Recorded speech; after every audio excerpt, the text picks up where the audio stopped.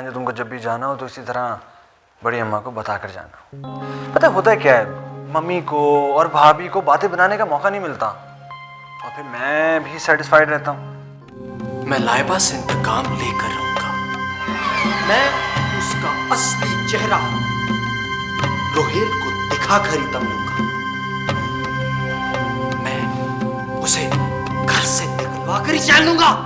यानी अब तुम औलाद के लिए इन जाली पीरों फकीरों के पास जाओगी? शर्मीन, तुम्हें क्या हो गया है? तुम भी बिल्कुल इलिटरेट औरतों की तरह एक्ट करने लगती हो कभी कभी।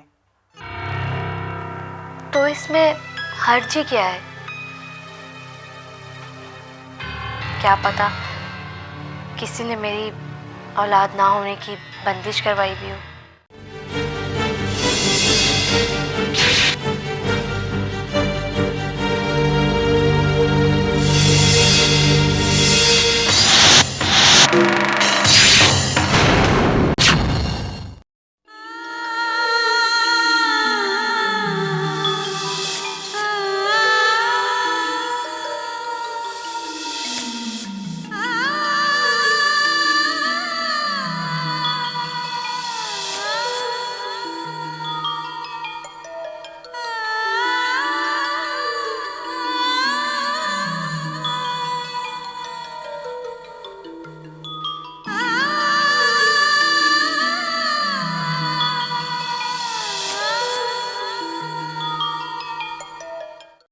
हाँ कहो, क्या कह रही थी तुम?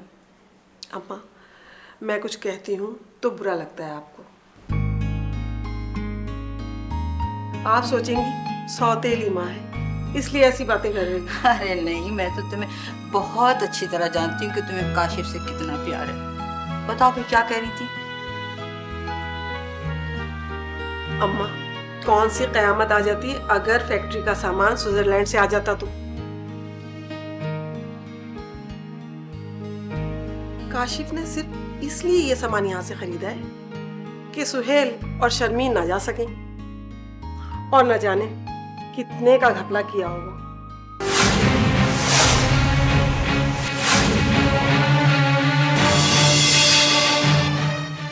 कोई हिसाब किताब तो लेने वाला है नहीं बरखुरदार से।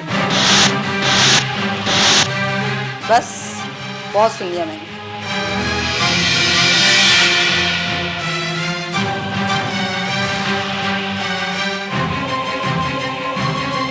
तुम्हें, तुम्हारे बहू बेटों को इससे कोई सरोकार नहीं था कि सामान स्विट्जरलैंड से आए। वो तो वहाँ घूमने फिरने जाना चाहते थे। अरे ये सब काशिफ की मेहनत का नतीजा है जो तुम सब अय्याशियाँ कर रहे हो। उसने दिन रात एक करके अपने लहू को तेल की तरह मशीनों में डाला है। और तुम्हारे इन दोनों बेटों ने कभी उसका बाजू बनने की कोशिश की? आपने और काशिफ ने उन्हें यह हक दिया ही कब है? सब कुछ तो काशिफ को सौंप दिया है। अब वो दोनों क्या करें बेचारे। वाह, हक की भी क्या खूब बात की तुमने। अरे कभी तुमने माँ का हक अदा किया? हक हासिल करने के लिए पहले अपने फ़राइज़ अंजाम दिए जाते हैं। अपने दोनों बेटों से कहो पहले फ़राइज़ अंजाम देना सीखें। जिस दिन उन्होंने ये कर दिया ना, हम उन्हें खुद मुख्तार कर देंगे।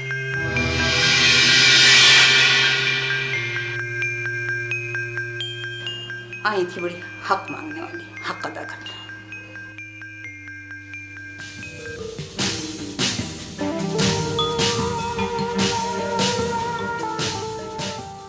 काशिफ ने सिर्फ इसलिए ये सामान यहाँ से खरीदा है कि सुहेल और शर्मीन ना जा सकें और न जाने कितने का घपला किया होगा। तुम्हारे इन दोनों बेटों ने कभी उसका बाजू बनने की कोशिश की? आपने और काशिफ ने उन्हें यह हक दिया ही कब है? सब कुछ तो काशिफ को सौंप दिया है।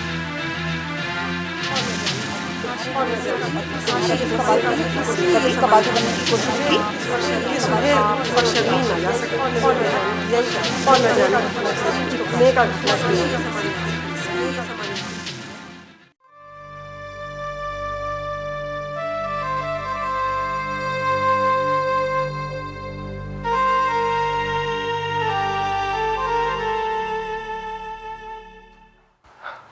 अरे आओ रिदा। क्या बात है काशिफ भाई, आप बहुत परेशान लग रहे हैं। नहीं, बस आज पापा की बहुत याद आ रही थी। बहुत बड़ी जिम्मेदारी सौंप के वो मुझे।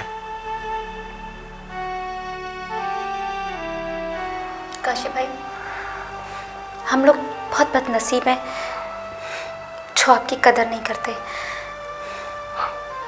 सब क्यों? तुम और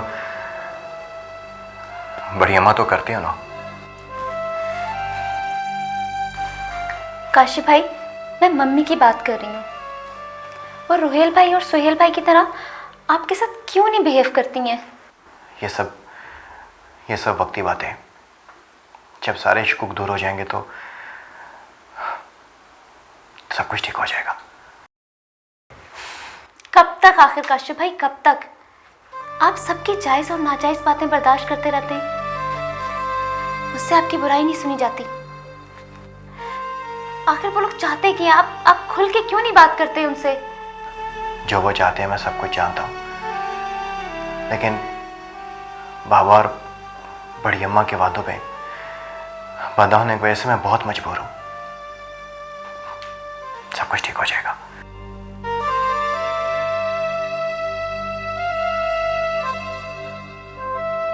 लेकिन तुम अपने छोटे से ज़हन पे बोझ मत डालो। ना ही मेरा छोटा जहन है और ना ही मैं अब बच्ची हूँ। सब समझती हूँ काशिफ भाई मैं। अच्छा नानी अम्मा, लेकिन तुम मेरे लिए हमेशा एक बच्ची रहोगे।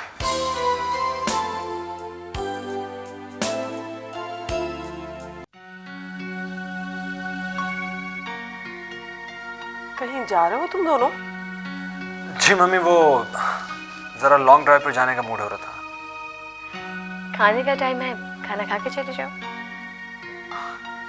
नहीं भाभी, हम दोनों आज बाहर खाना खाएंगे, आप और अम्मी खा लीजिए। वो तो हम खा ही चुके हैं।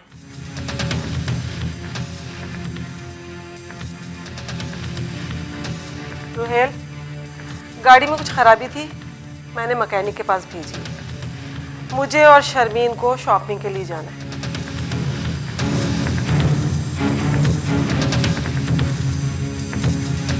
आज हमें ले चलो, तुम दोनों किसी और रोज चले जाना।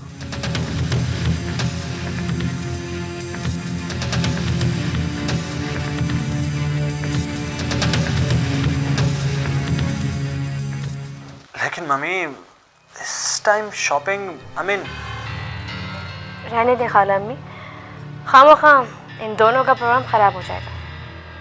भाभी, आप और अम्मी चले जाइए, मैं और रोहेल फिर कभी चले जाएंगे।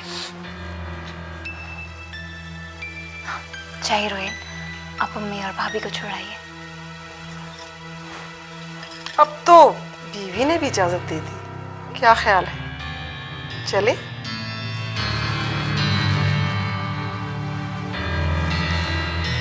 आइए।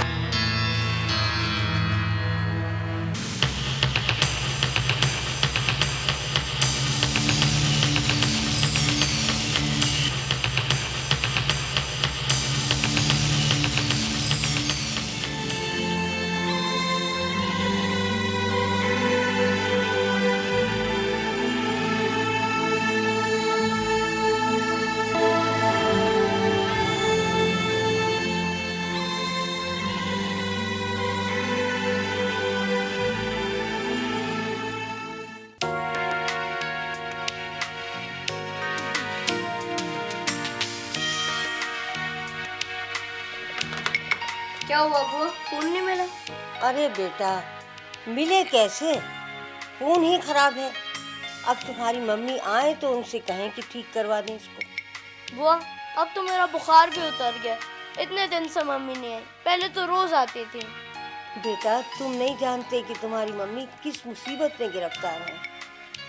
बस दुआ करो अल्लाह से, अल्लाह उनकी हिफाजत करे। बुआ, अब मुझे बता, मैं निकालूंगा अपनी मम्मी को मुसीबत से।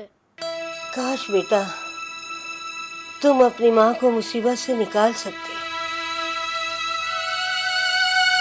फिलहाल तो तुम ही उसके लिए आजमाइश का बाइस बने हुए हो।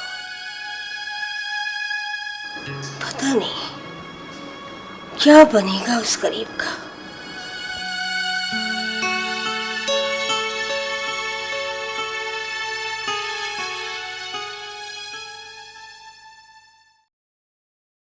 आखिर आप ये सब कुछ क्यों करना चाह रहे हैं? क्यों?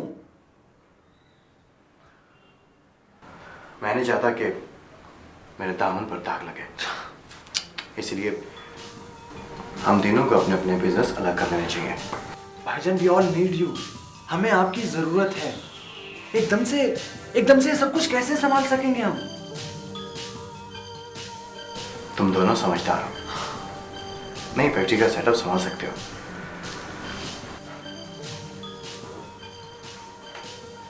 मुझे तो इस बात की खुशी है कि मैंने बाबा से किए हुए तमाम बातों को पूरा कर दिया। भाईजान प्लीज प्लीज, मैं ऐसा कुछ भी नहीं चाहता, और आइंदा मुझसे इस किस्म के टॉपिक पे बिल्कुल भी बात नहीं कीजिएगा आप। और क्या बड़ी अम्मा से आपने मशवरा किया इतना बड़ा फैसला करने का? नहीं, उनसे बात करने की हिम्मत नहीं पड़ी। बात करूंगा मैं उनसे। मैं साइड पे जा रहा हूं। अगर कोई अहम बात हो तो मेरे सेल पे फोन कर लेना। तुम हो ना यहीं पे? हाँ, मैं यहीं करूँ, आप आराम से जाए।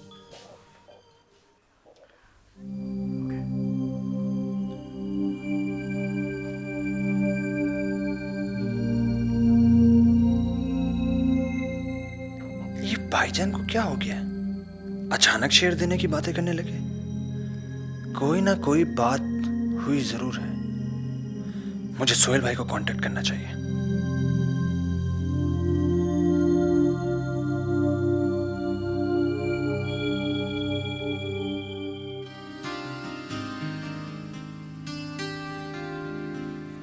लाइबा, मैं बहुत गिल्टी फील कर रही हूँ।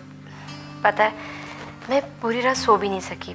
मैं यही सोचती रही, पता नहीं तुम क्या सोच रही होगी मेरे बारे में।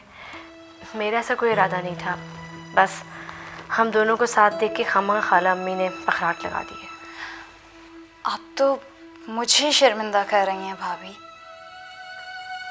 मैं इन छोटी छोटी सी बातों पे परेशान नहीं होती।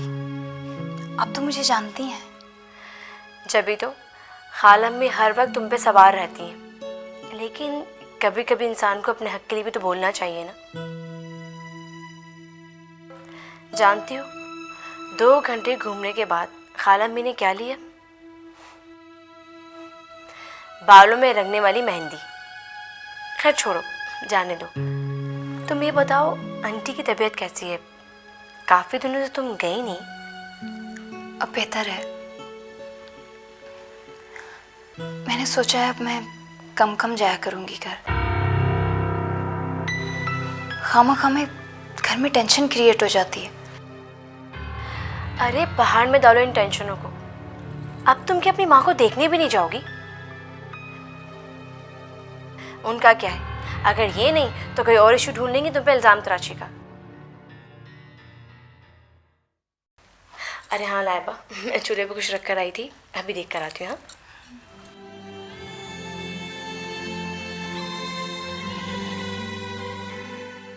सीमा आपने दोबारा कांटेक्ट नहीं किया।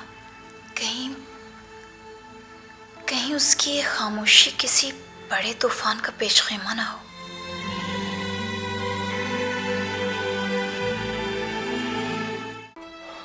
एक तो मेरी समझ में ये नहीं आता कि हर 15 दिन के बाद तुम्हारा ये बिजनेस से अलग होने का जुनून क्यों सवार हो जाता है। अब तो नई फैक्ट्री भी बन गई है, माशाल्लाह मुनाफा भी हो रहा है, फिर ये बात क्यों सोचते हो तुम? ये तो वही बात हो गई कि दुख उठाएं बीफाख्ता और कौवे अंडे खाएं। लेकिन बड़ी अम्मा, मैं इस तरह शुकोश बात में गिरकर मजीद बिजनेस नहीं चला सकता। आप क्या समझती हैं कि मैं अम्मी के दिल का हाल नहीं जानता?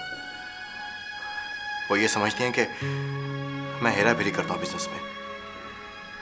कम से कम हम तीनों के बिजनेस अलग होंगे तो मैं तो बरी जुमा हो जाऊंगा ना इन इल्जामात से। बेटा, मैं समझती हूँ, मैं तुम्हारे दुख को अच्छी तरह समझती हूँ। तुम जो सोच रहे हो वो भी ठीक है बेटा, लेकिन तुम्हारे जो बाप थे ना वो इतने बेवकूफ़ नहीं थे। वो अपनी बीवी और बेटों को मुझसे और तुमसे ज़्यादा बेहतर जानते थे, इसीलिए ये जिम्मेदारी मुझे सौंपकर तुमको जायदाद का वारिस बनाकर गए। वरना कब की जायदाद बेच बाज के ना ये सब हमें भी फुटपाथ पर ले आते। तुम चाहते हो ना इनको कारोबार अलग करके देना, दे दो, लेकिन इतना सोच लो कि 2 दिन के बाद ये फिर तुम्हारे दर पे खड़े होंगे। अगर नहीं समझ में आ रही आजमा लो, लेकिन एक बात सोच लो बेटा कि जो बड़ा भाई होता है ना, इससे बहुत फूंक फूंक कर कदम रखना पड़ता है। जानता हूँ बड़ी अम्मा, अगर आपकी यही मर्जी है तो आज के बाद ये बात मेरी जुबान पर कभी नहीं आएगी। जीते रहो बेटा। बेटा तुम्हारा यही हौसला तो मुझ में जीने की नई उमंग पैदा करता है। अल्लाह तुम्हें खुश रखे।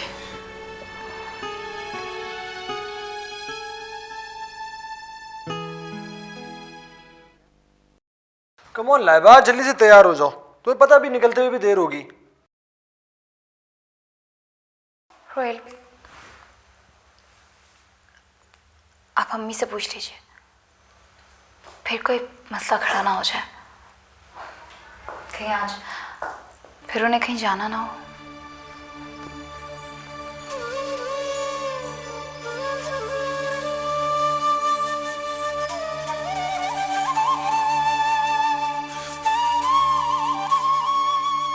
लाइबा, ये तुम तंज कब से करने लगी? ऐसी बातें तुम पर बिल्कुल भी सूट नहीं करती। ये बातें सिर्फ और सिर्फ शर्मीन भाभी करती हैं, इसलिए उन्हीं को करने दो। चलो शाबाश, उठो, तैयार हो जाओ। प्लीज। अरे तुम तो वाकई सीरियस हो। चलो मैं अम्मी से आके पूछता हूँ। तुम तब तक तैयार हो जाओ।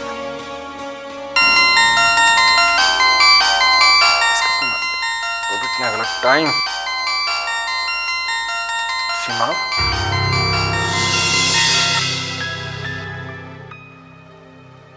हेलो। हाँ हाँ, बिल्कुल फिट फाट, परफेक्ट, फाइन। क्या?